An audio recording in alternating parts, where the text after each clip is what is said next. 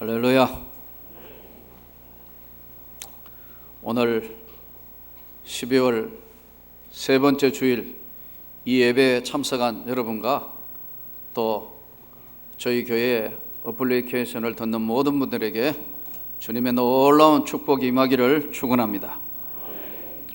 우리가 대부분 신앙생활을 오래 하면서 한 가지 명심해야 될 것은 우리가 하나님을 잘 안다, 내가 우리 주님을 잘 안다고 생각하고 신앙생활을 하지만 사실은 주님을 깊이 알아가면 알아갈수록 우리가 성경적으로 주님이 우리에게 하시는 말씀대로 살기가 얼마나 힘들다는 것을 공감하게 됩니다. 우리가 자식들도 어려서 품속의 자식이지 이 아이가 크면서는 점점 대화하지 않으면 이 아이가 어떤 생각을 하고 있는지, 무슨 일을 하고 있는지도 세심하게 잘 모릅니다. 내 속에 내가 낳은 자식이지만 그렇습니다. 우리가 하나님을 안다 하지만 하나님을 잘 모르는 경우들이 많습니다. 그래서 호세아서는 이렇게 말씀합니다. 여호와를 알되 힘써 알자. 우리가 이 주님이 어떤 분인가를 성경을 통해서 잘 깨닫고 잘 알고 바르게 신앙생활을 해야 합니다. 어떤 분이 저에게 이런 질문을 했어요. 목사님, 성경에 보니까 성령 세례, 성령 충만이라는 것이 있는데 성령 세례와 성령 충만이 무엇이 다릅니까? 그래요. 그래서 제가 웃으며 그랬어요. 잘 모르셨던 모양이죠. 제가 어디 질문하기도 그렇고 그렇습니다. 그래서 제가 이제 몇 분들한테 한번 물어봤어요. 이분만 그런 생각을 하고 있느냐 물어봤더니요, 성령 세례, 성령 충만이 뭐냐 물었더니요, 잘 몰라요. 제가 오늘 한번 물어볼까요? 여쭤보려 하면 다 고개 숙이더라고요. 한번 물어보면요, 정확하게 잘 아는 사람이 생각보다 그렇게 많지 않아요. 성령의 세례는요, 일생에 한 번 받는 겁니다. 단 한 번. 성령 세례는요, 제사함의 확신입니다. 내가 예수 그리스도를 통해서 나는 제사함 받은 백성이고 나는 지금 죽어도 천국 간다는 확신이 들어올 때 성령이 임해서 받는 은혜가 우리는 성령 세례라 이렇게 말씀합니다. 그러므로 누구든지 아바 아버지라, 성령으로 말미암지 않고는 아바 아버지라 부를 수 없느니라. 한 아버지 한 하나님을 믿게 되었습니다. 이때 성령의 놀라운 능력과 권능으로 우리를 믿게 하시는 성령이 우리에게 주시는 은혜가 성령 세례입니다. 이것을 성경에서는 거듭났다, 중생했다, 이 세상에 육신이 아닌 영혼으로 다시 태어났다, 거듭났다, 중생했다고 말씀합니다. 그러면 비슷한 용어이지만 충만은 뭐냐 하면 제사함 받은 하나님의 백성이, 성령으로 말미암아 거듭난 백성이 날마다 때마다 채워서, 우리가 한 번 밥 먹고 끝내는 것이 아니고 아침 먹고 점심 먹고 저녁 먹고 날마다 먹고 해서 아이들이 자라는 것처럼 충만하게 채우는 것을 우리는 성령 충만이라 합니다. 성령 세례는 제사함의 확신과 거듭남의 확신, 구원입니다. 성령 충만은요, 성령이 충만할 때 기도의 능력이 나타납니다. 치유의 역사가 나타납니다. 예수 이름의 권세가 나타납니다. 악한 귀신과 사단이 예수 이름으로 물러가는 것을 경험하게 되는 겁니다. 능력입니다. 한마디로 성령 세례, 제사함, 구원의 확신, 일생에 한 번 받습니다. 그러나 충만은 날마다 때마다 받아야 합니다. 저는 여러분들이 성령 충만하기를 원합니다. 오늘 이 본문은 당시에 유대 사회에 이방인으로 섞여 있던 고넬료에게 하나님의 성령이 역사하셔서 성령 세례를 그에게 불러주셔서 주님을 알게 하시고, 어떤 연유로 전도를 받아서 이달리아 군대 장관인 그가 예수를 믿게 된지는 알 수 없지만 그의 생애에 변화가 일어나자 그는 하나님의 응답을 받아서 베드로를, 무두장의 집에 있는 베드로를 초청하게 됩니다. 이때 베드로가 양쪽 다 놀라운 환상을 보게 되고 하나님 앞에 명령을 받아서 지금 고넬료 가정으로 베드로가 지금 들어오는 장면입니다. 이튿날 가이사랴에 들어가니 고넬료가 그의 친척과 가까운 친구들을 모아 기다리더니 마침 베드로가 들어올 때에 고넬료가 맞아 발 앞에 엎드려 절하니, 고넬료가 그냥 은혜 받은 것이 아니고 여러분, 준비된 사람이었다는 거예요. 그 은혜는 여러분 아무나 받는 게 아닙니다. 준비된 자에게 주시는 은혜라는 사실이에요. 말씀을 읽어야 하고 은혜를 사모하는 자에게 주시는 은혜입니다. 이게 은혜가 한마디로 요약하면. 얼마나 사모했기에 자기 종졸 하나 보내고 종 둘 보내고 부하 중에 하나 경건한 자를 해서 베드로를 데려오게 합니다. 그리고 베드로가 틀림없이 올 줄로 알고 친척들 다 모아놓고 지금 준비하며 기다리고 있어요. 은혜라는 것은요, 준비된 자에게 하나님이 주시는 거예요. 그러니까 나는 왜 은혜가 안 임하죠? 여러분, 은혜를 받을 수 있는 준비를 해야 된다. 고넬료 보세요. 최선을 다했다. 그리고 베드로가 올 줄로 알고 지금 친척들을 다 모아놓고 기다리고 있어요. 이 당시에 하나님을 아는 사람이 한두 사람이었겠어요. 예수님이 오병이의 기적을 일으킬 때 5천 명이 먹고도 남았다 그래요. 수많은 사람 있었지만 다 고넬료처럼 은혜 받은 사람도 아니고 다 베드로 같은 사도가 아니었어요. 문제는 이 사람들이 특징이 뭐냐? 하나님의 은혜를 받을 준비가 되어 있는 사람들이에요. 베드로는 오순절에 성령 강림할 때 마가다락방에서 기도 한 잔 자고 제자로 선택받았지만 엄벙덤벙 하다가 하나님의 성령의 능력을 받은 자라는 거예요. 고넬료 이방인이지만 잘 준비되어 있습니다. 여러분, 오늘 저와 여러분이 언제나 은혜 받을 준비가 되어 있기를 바랍니다. 가끔 그래요.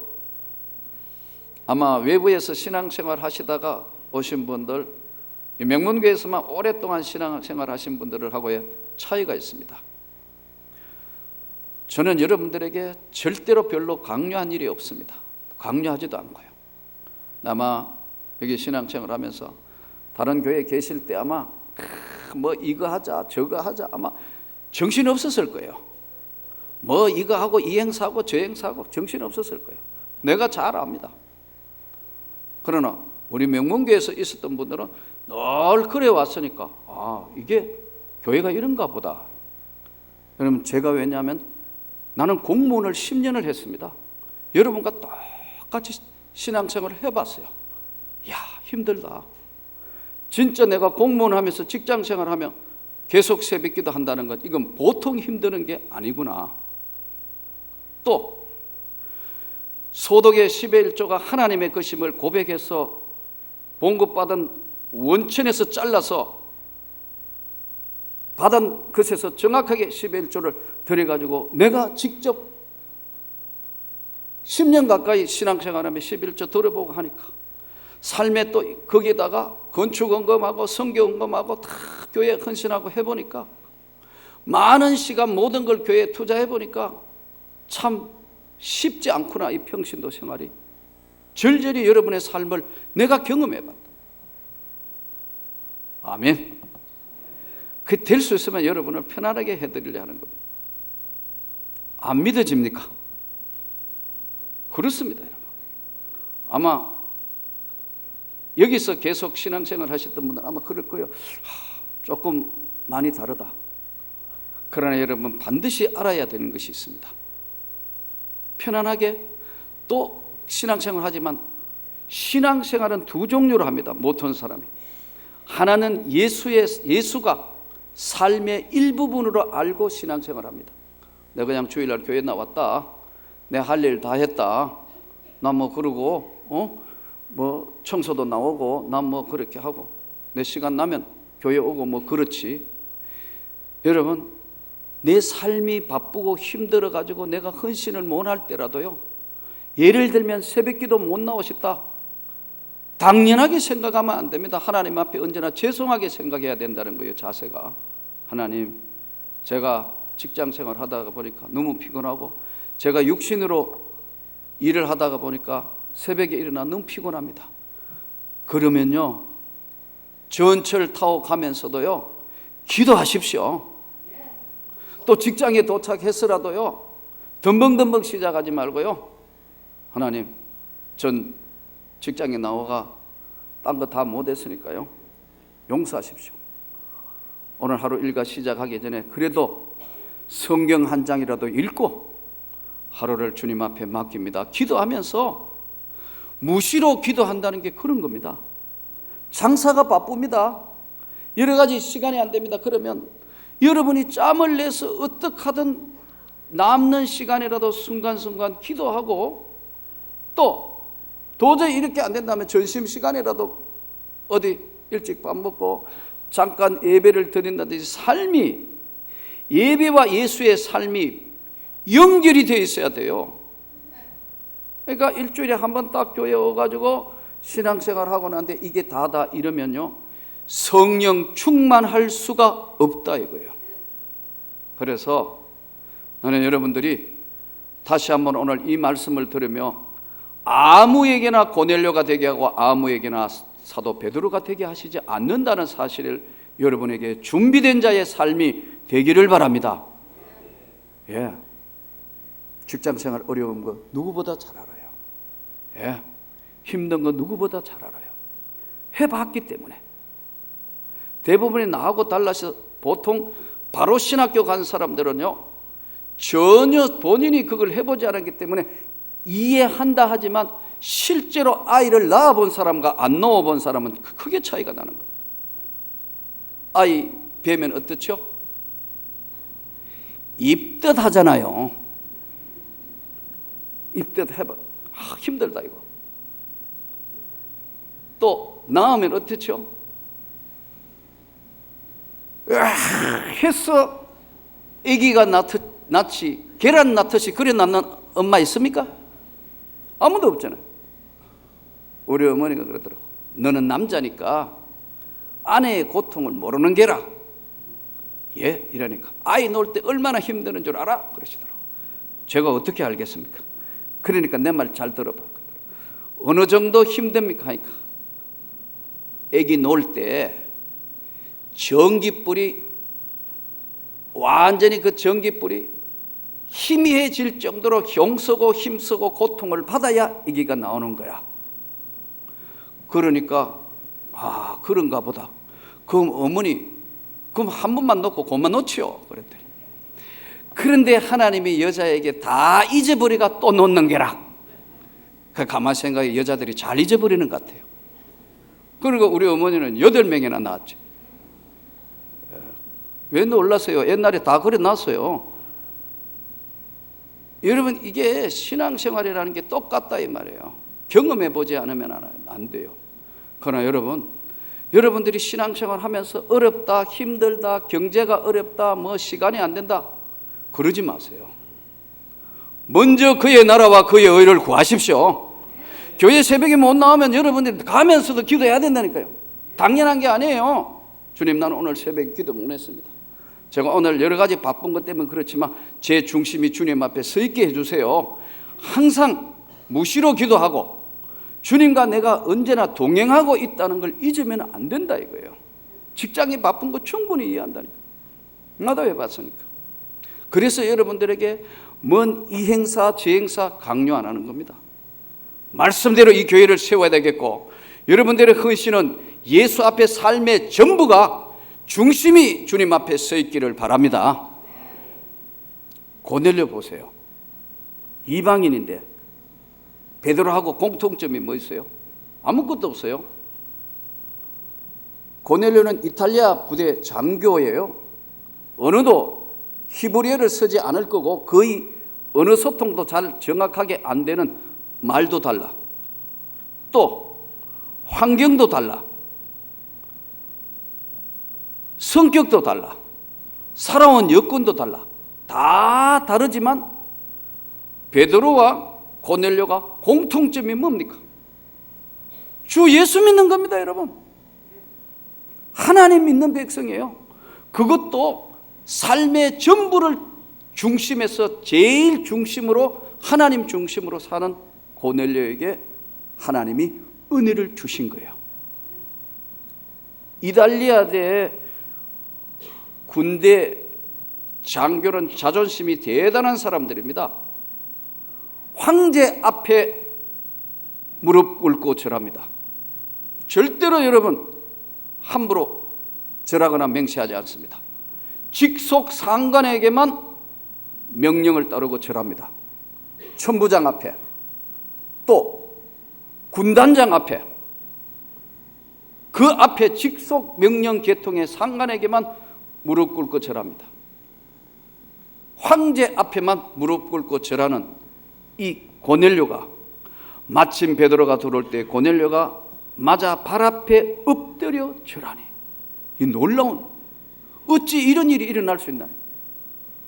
베드로는 어부고 유대인이고 아무것도 아닌데, 한번 보세요. 베드로가 올 때에 발 앞에 엎드려 절하는 그의 자세가 얼마나 겸손한 자세인가. 이 사람이 하나님의 은혜를 받지 않을래야 않을 수 없는 자세가, 왜? 베드로가 하나님의 종이라는 것 때문에 존경하는 거예요. 다른 이유 아무것도 없어요. 어부고 비정복자 유대인이고 특별한 거 아무것도 없는 그지만, 그가 하나님의 종이라는 사실 앞에 황제에게만 할 수 있는, 직속 상관에게만 할 수 있는 발 앞에 엎드려 절하니, 이 보통 일이 아니죠. 여러분, 이 지금 고넬료의 순수하고 깨끗하고 겸손한 이 자세, 준비된 은혜의 자세인 줄로 믿습니다. 그런데 베드로도 더 놀라운 사실이, 베드로가 너무 놀라서 이렇게 이르되 일어나라, 나도 사람이다, 나 별거 아니야, 나도 사람이야, 절대 그러지 마라. 그러면서 왜 불렀느냐? 고넬료가 전후 사정을 다 이야기해 놓고 중요한 메시지를 던집니다. 우리가 33절, 다시 본문을 한번 보시기 바랍니다. 내가 곧 당신에게 사람을 보내었는데 오셨으니 잘하였나이다. 이제 우리는 주께서 당신에게 명하신 모든 것을 듣고자 하여 다 하나님 앞에 있나이다. 자기가 지금 어디 있다고 생각하냐면, 베드로 오자마자 친척과 친구들을 모아놓고 엎드려 절해놓고는 베드로가 일어나라, 아유 왜 그래? 이렇게 세우니까 어떻게 해서 오라 했지? 제가 이렇게 기도하다가 이런 환상을 보게 됐고 하나님이 보내라 해서 가서 당신이 왔습니다. 그러니까요, 우리는 다 지금 하나님 앞에 섰습니다. 하나님 앞에 서 있습니다. 이 준비된 자, 이 겸손을 통해서 하나님이 복음이 이방으로 흘러가게 하는 겁니다. 하나님의 능력의 역사가 축복의 역사로 바뀌는 겁니다. 사랑하는 성도 여러분, 한 해가 저물어 가고 있습니다. 한 해 동안 우리가 신앙생활 했는 거 다 되돌아보면서 저는 여러분들의 삶의 우선순위가 주 예수가 되기를 원합니다. 똑같이 예수 믿는데 어떤 사람은 성령 충만해서 기도할 때 예수 이름으로 치료의 능력이 나타나고 악한 귀신이 물러가고 권능을 받을 수 있는 것은 충만할 때만 가능합니다. 충만하지 않으면요, 우리는 흔들리게 돼요. 조그만 일에도 시험 들어요. 말 한마디 돼도 시험 들어요. 넘어지고 깨어질 수밖에 없는 것이 인생입니다. 주님의 넘치는 은혜, 주님의 넘치는 권능이 변화의 삶으로 연결되고 이어지기를 원합니다. 하나님 앞에 서 있다. 나는 지금 하나님 앞에 있는 자다. 우리 교회가 우리 교회 수첩을 보니까 2000년도 2월 12일 날 저 필리핀의 봉톡이라는 마을 사방가에 학교를 세워줬습니다. 그때도 15주년이 됐을 때 어떻게 할까? 제대로 된 행사를 할 것이냐, 아니면 뜻 있는 걸 뭘 할 거냐 하다가 우리 당회가 또 교회 중지를 모아서 거기에 필리핀의 산지 마을 봉톡이란 중간에 학교를 세우기로 하고 고등학교를 세우는데 우리가 결의를 하고 그 학교를 세우는데, 정확한 금액은 잘 모르겠는데 그때 아마 그 당시에 3천만 원 정도 든 거로 알고 있어요. 학교 하나, 고등학교 세우는데 뭐 3천만 원 어떻게 세우냐 하면 가능한 것이 그 나라예요. 그래서 이렇게 그 학교가 있는데 거기에 3층으로 옆에 달아서 짓는 기공식 때문에 두 번째 필리핀을 그 산지 마을을 가게 됐습니다. 근데 첫 해에, 그때도 첫 해에 제가 갔을 때도 그 친구가 나왔고 그때도 나왔는데 마이클이라는 전도사 청년이에요. 이 청년은 우리 건성교사가 계속해서 가서 전도회가 산적이에요. 산적. 산에서 돌아다니면 물건 뺏고 사람 해하게 하고 산적을 하다가 어떻게 이게 은혜를 받아가지고 변화가 이루어졌어요. 그래서 산지 신학교 가서 전도사가 됐어요. 근데 이제 마이클이 우리 건성교사님의 정말 좋은 파트너가 돼서 늘 따라다니고 많은 일을 했어요.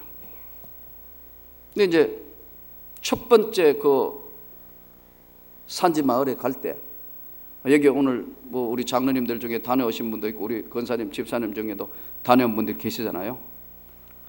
처음에 갈 때는 두 번째 갈 때하고 길이 천지 차이라.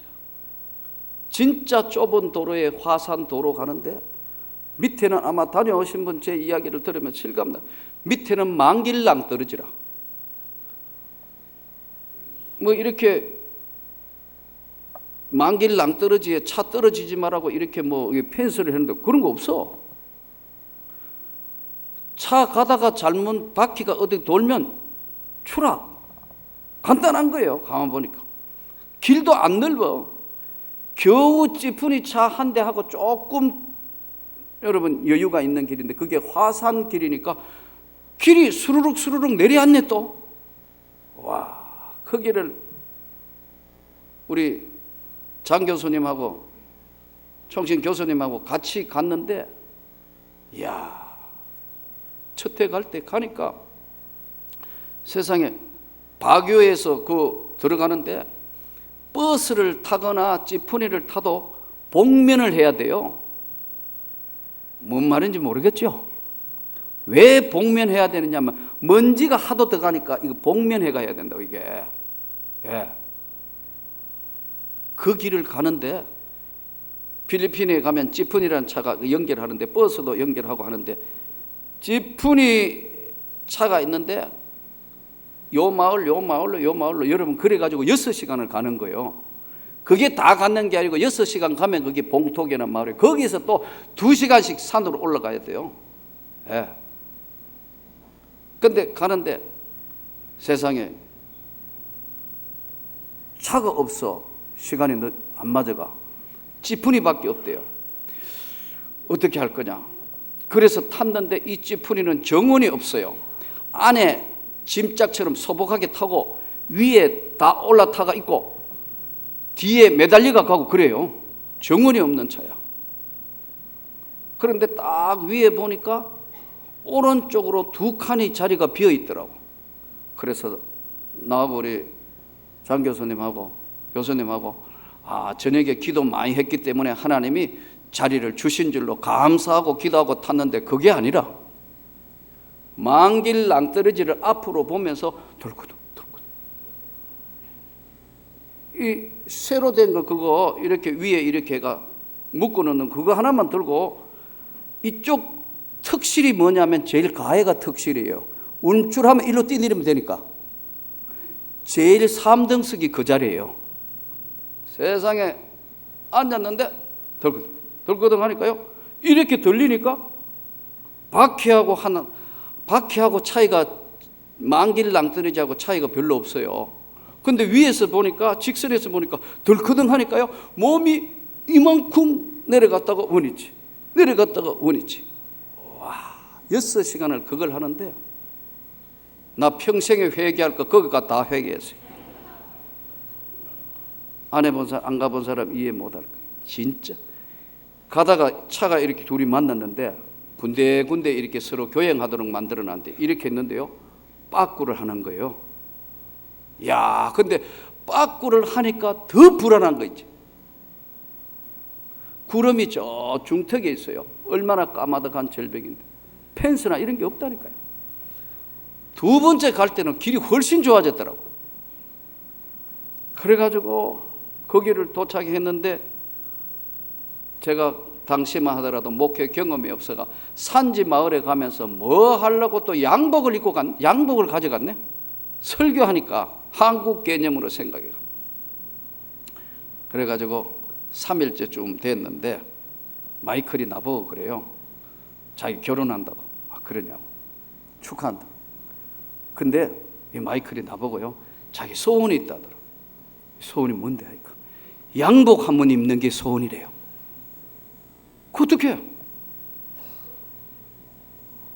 그래가지고 봄 양복 겸 여름 양복 코롱 좋은 거였는데 맞는 거 한번 입어보라 하니까 딱 맞더라고 또. 그래가지고 여러분 양복을 입혀가 주고 나니까 어떻게 해요? 그 다음에 양복만 입고 그냥 서 있는 거 보니까 맨발로 서 있는 거 보니까 이게 영 안 어울리는 거예요. 그러니까 이제 양발 신기고 구두 신겨 보니까 또 억지로라도 더 가 그게. 그래가지고 가가지고 올 때는 여러분 공항에 들어올 때 그때 김포공항에 들어올 때인데 그때 여러분 갈 때는 멀쩡하게 갔다가 올 때는 서리바에다가 여러분 추리닝 바람에 이렇게 해가 이거 내미니까 이게 지금 여권 받아가 통과하는데 이게 많은 사람이냐 아마 이상했던 것 같아요. 더더군다나 너무 고생하고 힘드는 거 보니까 야, 이걸 뭘 어떻게 해야 되나 포켓토에 보니까 아마 정확하게 모르겠어요. 거의 한 800~900불 남아 있었는데 뭐 1불짜리가 뭐고 몽땅 다 주고 왔어. 몽땅. 그런데 나만 그런 줄 알았더니 우리 교수님도 너무너무 충격과 너무너무 은혜를 받으니까 아니 갈 때 그래도 뭐 주스라도 하나 마시고 코코넛이라도 먹고 가야 되는데 본인도 몽땅 다 주고 나는 교수님이 좀 가지고 있을 줄 알았고 교수님은 내가 좀 가지고 있을 둘 다 몽땅 다 털어주고 오는데 세상에 중간쯤 오가 한번 기착지에 섰는데 화장실 간대. 코코넛 빨대로 빨고 마시는데 세상에 얼마나 먹고 싶은지 여러 거 있는데 한국 사람이 딱 나타났어. 우리 보고 딱 보니까 검사니까 한국 사람입니까? 아 그렇다고. 그러더니 어디 갔다 오십니까? 아 비키칸하고 여기 사카사칸 마을에 갔다 온다니까. 자기는 띵나이안 마을로 간다더라. 아 그러냐고. 아 그리고 우리 보고 코코넛 시원한 거 하나 드시죠 그러더라고. 아 하나님이 미리 다 예배하셔가지고 코코넛 먹고다 이제 밥 먹어야 되는데 돈이 없어 또. 그랬더니 식사하셨어요? 그러다 아, 아니 아직 안 했다니까. 아 그럼 같이 식사하자고. 거기서 꽤 쉬어요. 그때 내가 깨달은 게 아 하나님은 이렇게도 역사하시는구나.